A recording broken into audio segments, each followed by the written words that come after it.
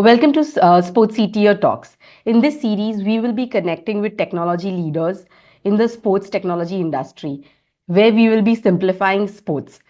I am Ami, your guide on this journey through the minds of tech leaders who are shaping the future of sports. We will dive deep into conversations from various topics of AI to cloud, from cybersecurity to sustainability. If it is sports tech, we are talking about it. Today, we have a very interesting guest with us. We have Mr. Luke Santamaria, CEO of PlacePark, with us. He will discuss how interactive mini games supercharge audience engagement. We welcome you, Luke, to the podcast. Hi, Ami. Thanks very much for having me. Thank you, Luke. So, we would like to understand what is PlacePark doing and how is it benefiting the audience and what is the work going into it. Yeah, no problem. So PlaySpark, pretty simply, is a tool which allows any sports team, athlete, or a brand to create their own interactive mini games. So think of mobile games that you may see on an app store. We've basically created a tool that allows anyone to use a drag and drop interface similar to Canva, who are familiar with that, and drag and drop, change all the elements within the game, and then within 10-15 minutes they can spit out their own game and then share that with their audience to engage them. So I guess the problem that we're solving is we're trying to make it more accessible to anyone with any budgets to create their own mobile games and use them to engage their audiences in a much more immersive way. Because these days the issue is that today's we talk about the attention economy, and the younger audiences, the next generation, even the older generation, are morphing into this state where we have to be entertained all the time. Our attention spans are less. We need new things to grab our attention. And so teams, athletes, especially brands, are finding it hard with what they traditionally use. Let's talk about brands and their advertising, banner ads, even videos and the like, really trying. It's hard for them to grab that attention. So we know games are really powerful, not only in getting attention, but maintaining it. So that's the problem we're trying to solve, is bring a new advertising medium to them to deliver better engagement. That's really interesting to listen. So I just wanted to understand, coming from the mini game segment or the domain, what are interactive mini games basically to begin Yep. with, and why are Yep. they becoming a go-to strategy to engage the audience into the sports or the younger generation or into the entertainment?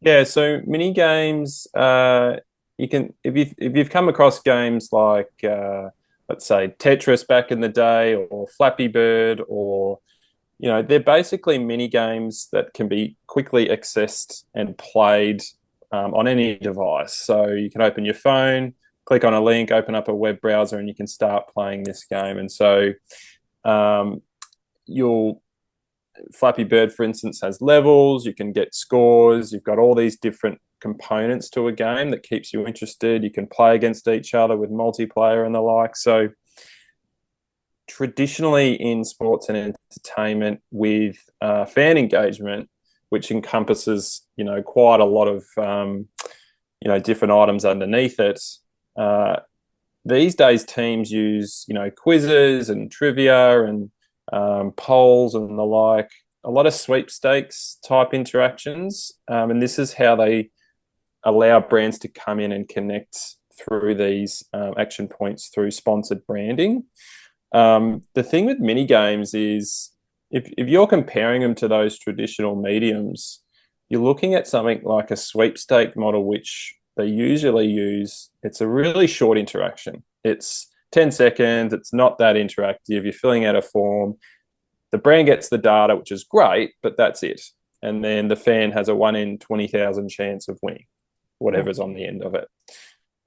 So the issue is that there needs to be something more. And right now, brands are being more picky around their sponsorships because they generally don't have as much money to spend on these types of things. So they're looking for more. And so what mini games can do is generally it can range depending on the success of the game. But our games that we create, they get engagement times of up to 5 minutes at a time each time someone plays them.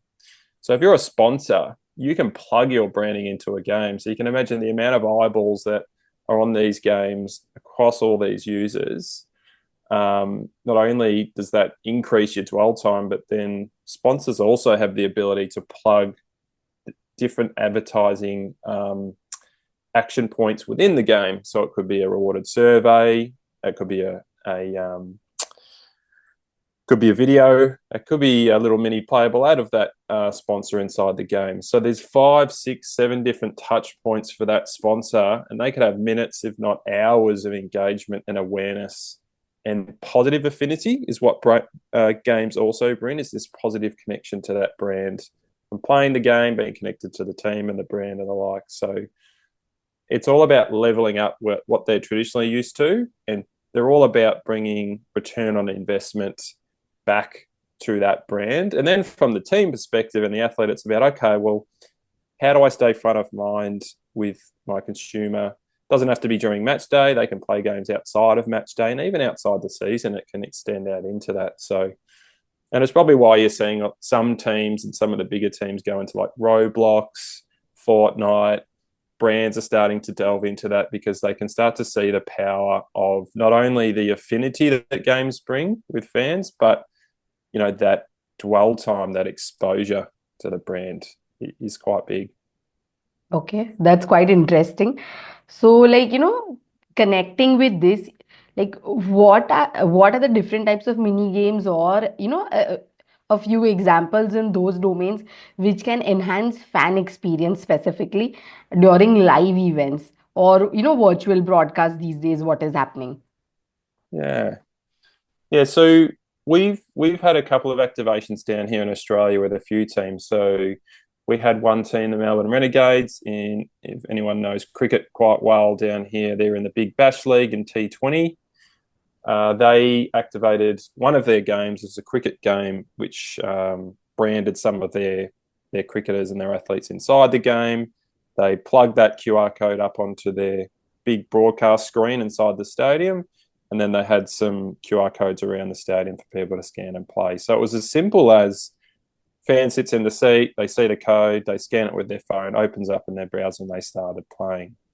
So that allowed their fans to, if they were bored during the game, or it was an innings break, or even before and after the game, to play these games and be interactive. And we had a very similar setup in rugby down here with another team, ACT Brumbies, who did the same thing. So we had some really good numbers from those. And anecdotally, there was a lot of staff were telling us there was a lot of kids, sort of that teenage level, really engaged with it. So not only does it give you a great addition to your fan experience when you're at a game, it can connect you with friends around that space. And often with these games, you can plug in things like leaderboards and that type of thing. So it creates a sense of competition amongst the fans as well and brings them together. Whereas if I go back to that sweepstakes model, it's very much like a single player mode. I put my name and my details in and I'm done. So it has the power to bring community and fans together, especially in a live event. In future, we're in discussions with another group who are an OTT platform who bring live broadcasts of matches and the like to fans. And so they're looking at us as a way to plug games into their OTT platform. So when fans are watching it at home or wherever, they can actually scan that QR code or whatever it is on their OTT platform and then play that game on their phone. And then again, for them, what's the interest of them is this brand sponsor piece of, okay, now we can have a new asset to monetize it and track that, have all those metrics that a brand wants to see how it performs. So that's what we're seeing and what we're looking to see in the future. Yeah.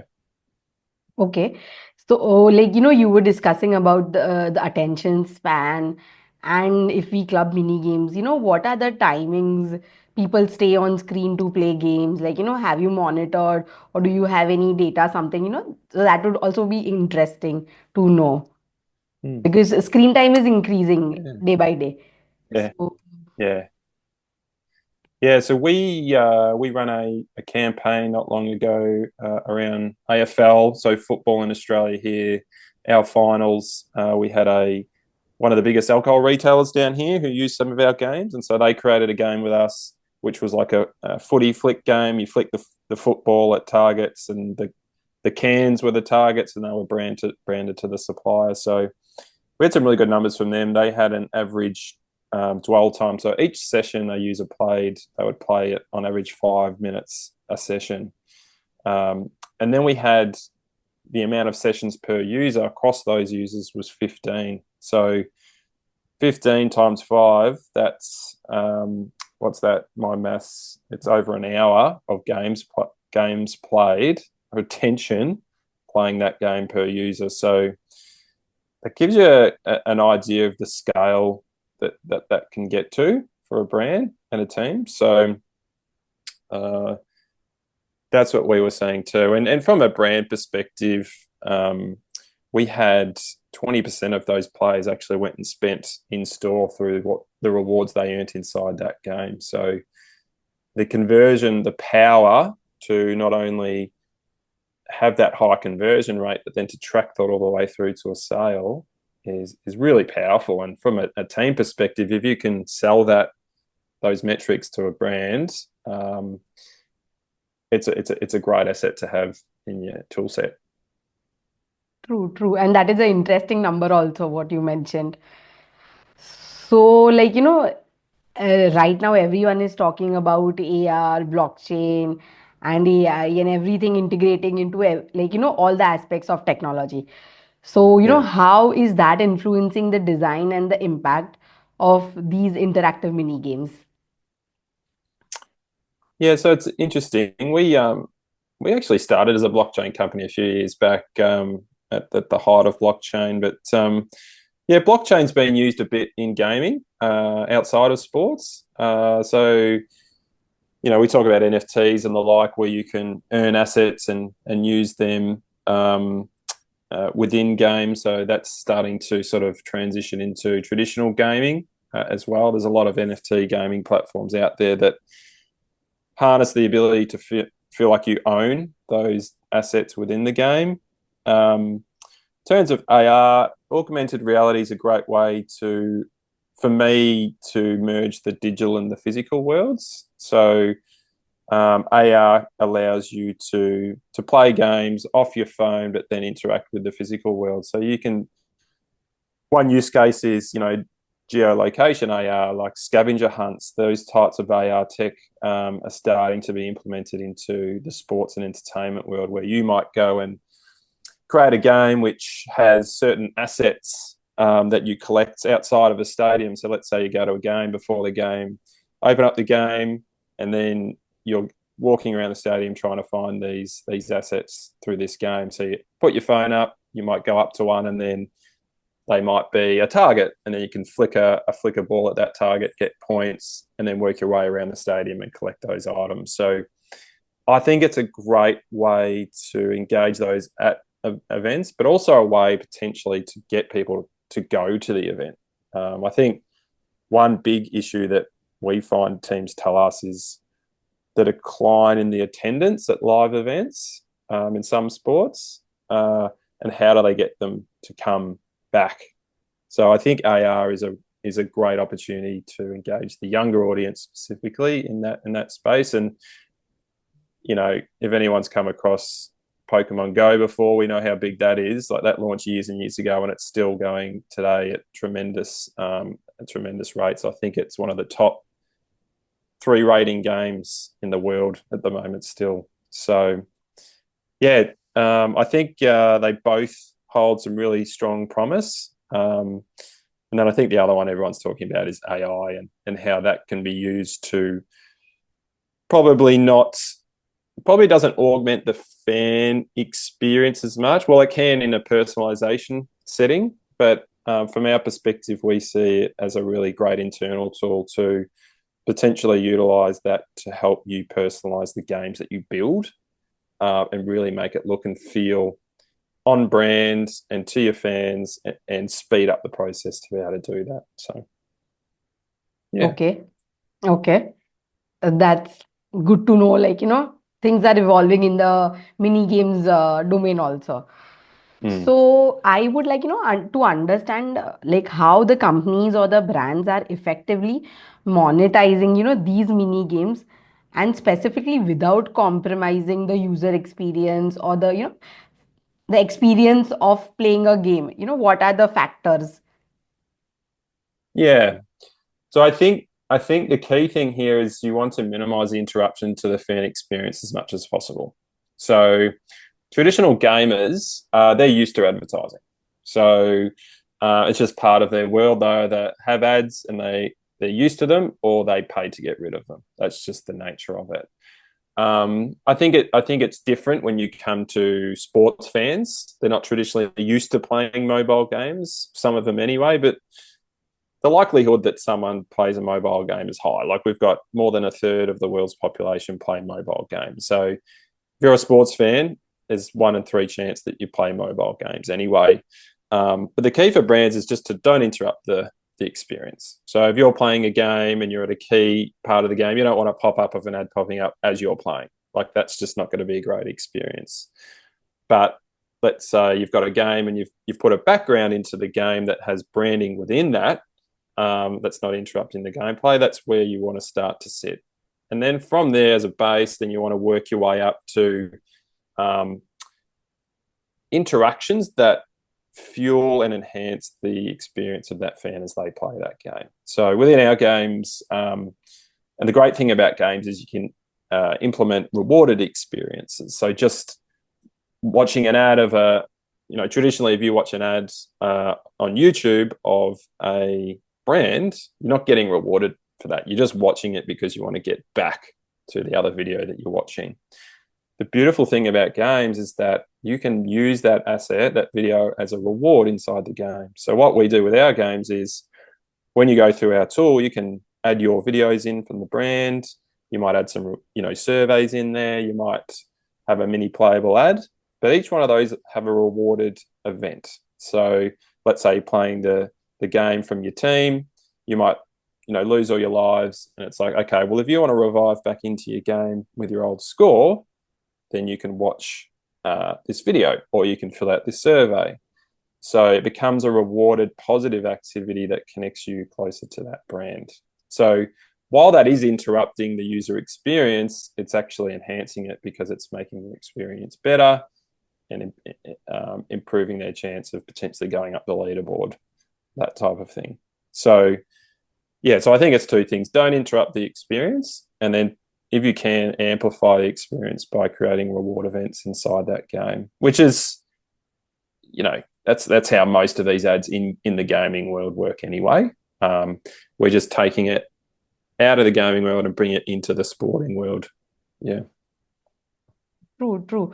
So, like, as we were discussing this, there is another aspect, like how can a company design mini games uh, s- catering to audience of all demographics or all geographies, and not breaking the technical limitations, and how does that work?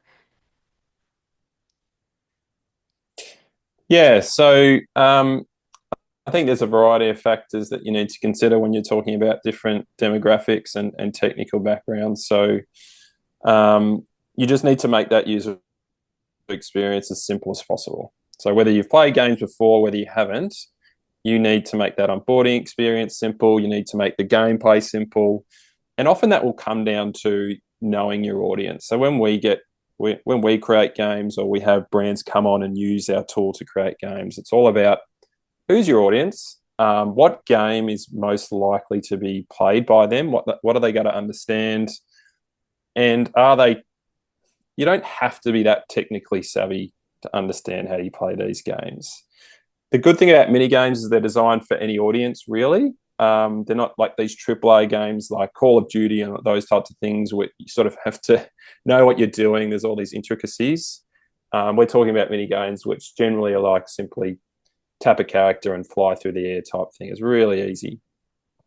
I think you might come across barriers like language. So having the ability to dynamically change the language in the games, that type of thing to cater to those audience to, because you'll have things like the name of the game and the instructions. You sort of have to understand what that's reporting. So yeah, there's a variety of factors that we need to consider in terms of catering to different demographics. And the final thing is really different games.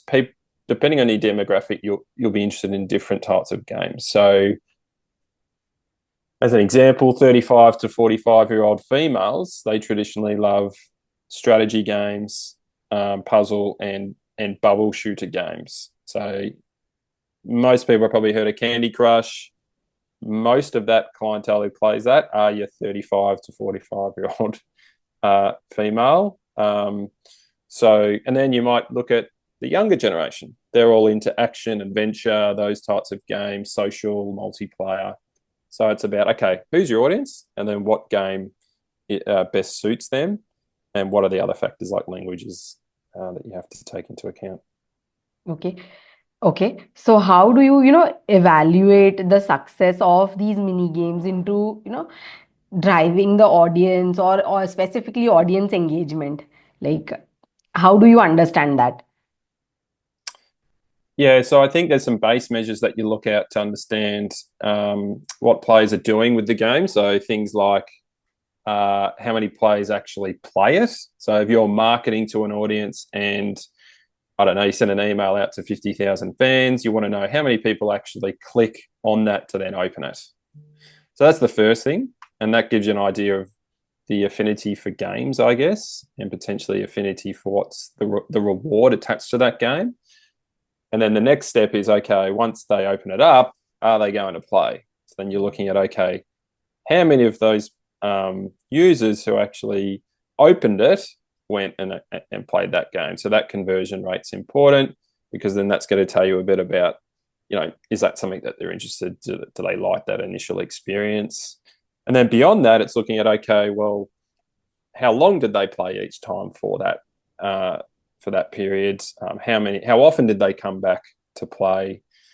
I think it also comes down to what your target objectives are. Like if you're a sports team or a brand, commonly it's brands. What are their marketing objectives out of this? Are they using it to get first party data? Are they using it to get zero party data? If that's the case, then you're looking at things more like how the volume of users that actually go in and play, and then how many of those fill in potentially the details to sign up into the game. Whereas if you're looking more at loyalty, which we do a lot of work with brands, is if they're using it to drive loyalty and engage the users outside of, a traditional transaction, you're probably looking at, okay, how often do they play that game over a period of time in our campaign? Can we drive users back to our store? So can we use this game to then get them to redeem a reward, drive them back to store, and then convert? And then other things would be dwell time and how long do you spend on that game, and how do we expose you to our brand so that we're building positive affinity with who we are, and then two, just maintaining that awareness of who we are so they're more likely to go back and purchase with them. So there's some of the key metrics we look at. And then you can go pretty granular with it. You can go into conversions to purchases and all those types of things. So yeah, that's probably a high level answer to what you would be looking at, but that's what we've come across so far. Okay. So, I was interested even in understanding, what is the age range, starting age range to the end. Like, what is the age range of people coming and playing mini games? Because the gaming industry is expanding in leaps and bounds these days. So, what is the range and Yeah, so so we work with a lot of brands who will send their games out to their current loyalty member base. So often it just comes down to who are their target audience. So like that game we launched back in September for football finals.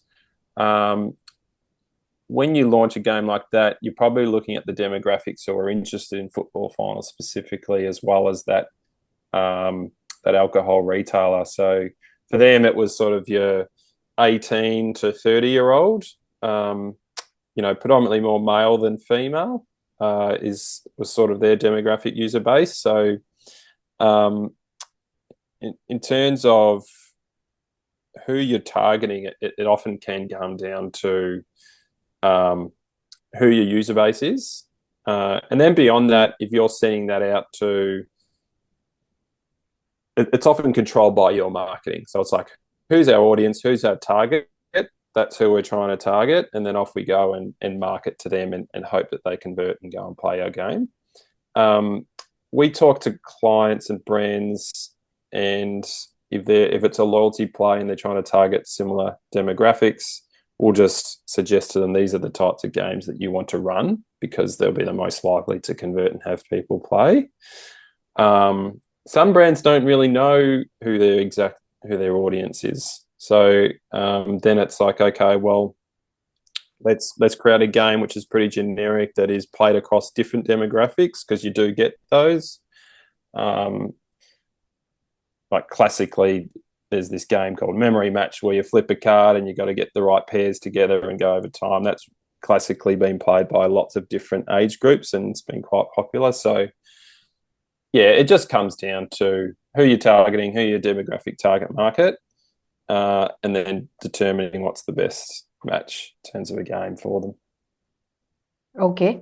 So what are the upcoming trends in the coming next 5 years? Like, let's put it in that way, that in the gaming industry, what are the trends? What is going to, if you could shed a few light upon that. Yeah, so as I mentioned before, a lot of brands are getting into, I think we're at this interesting transition in the gaming world where traditionally it's been your gamers playing games and brands plugging themselves into ad units within those games. Now we're starting to see more recognition around what games can do as an advertising tool. So you're starting to get more brands coming in. What they're starting to do now is brands, I think, like to go into something that has been proven that other brands are getting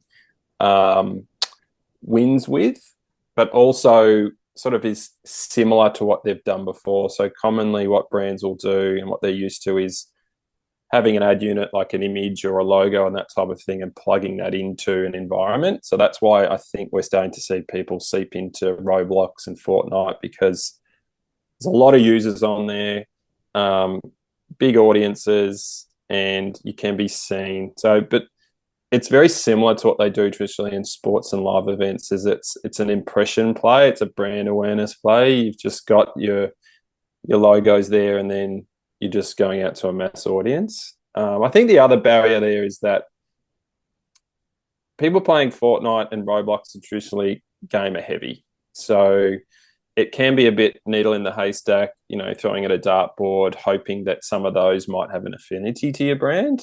So you might have exposure to 1 million players, but a small percentage of those might actually engage with your brand.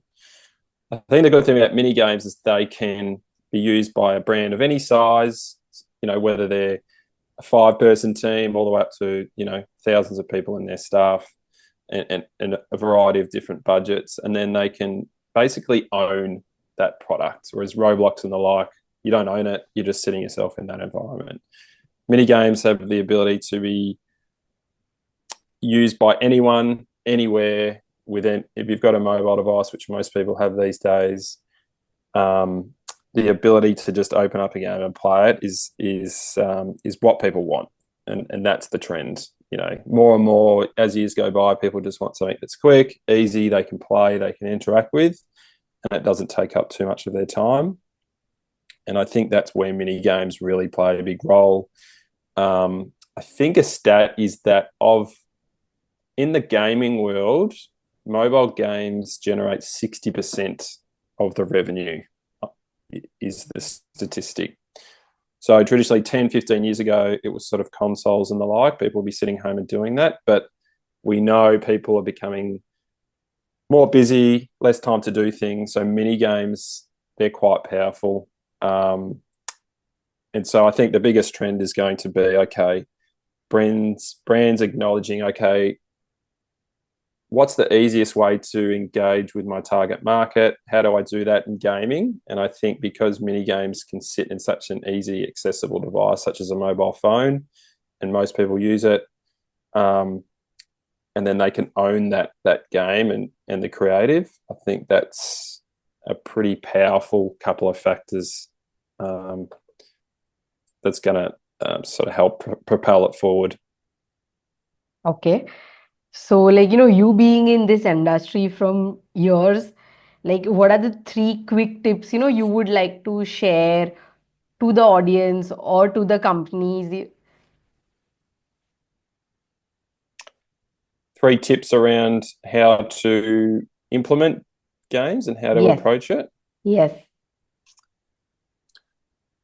Yeah, so I think if you're looking to get into mini games specifically, there's some options out there. The reason we built PlaySpark is traditionally, if you went and created your own game, you'd go to an agency and they normally charge you north of $60,000 to $70,000 US.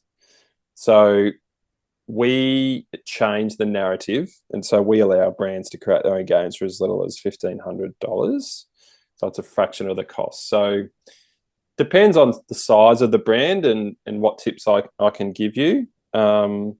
We sort of think that if you want to get into that space, you want to talk to people who really know what they're talking about in that space. So we work with some agencies who are really innovative and forward thinking and work hard into knowing this industry. So trying to target those and get thought processes from them. I think agencies do a lot of great work, but they sort of spread themselves across a lot of different creatives. And gaming, because it's quite new, it's hard to try and give accurate feedback and recommendations to a brand. So yeah, you really need to speak to people in the know and understand that to give you the best outcome possible. And then, yeah, just dip your toes in the water, I think. Get that advice. Find someone who can create that experience of that game for you that's really cost effective, and then push it to your audience and just test what they think and how they interact, because that's what we like to do with our platform. It's basically, you can go on, it's free, you can create your own game. It's very, cost effective just to send that out to a small batch of your customers and get their feedback. And you can know pretty quickly as to whether it's going to go well for you. So, and that's the way marketing should be. That's what you can do with Facebook ads and the like. So we're just allowing brands to be able to do that simpler. They're probably the 2 things. Speak to someone who knows that space really well, and then try and find someone who can allow you to run some type of pilot at a really low cost to just test the waters. Okay. Thank you, Luke, for sharing wonderful insights and joining us today. Let's stay connected for more understanding about sports technology in the future. Thank you once again, Luke. Thanks, Ami. Thanks for having me. Hit that like button, subscribe to our channel so you never miss an episode. And don't forget to share this podcast specifically with your friends, family, or the people who love sports technology. That was Luke sharing his experience today. Thanks for tuning in. We'll see you in the next episode next time. Until then, stay curious, stay inspired, and keep exploring.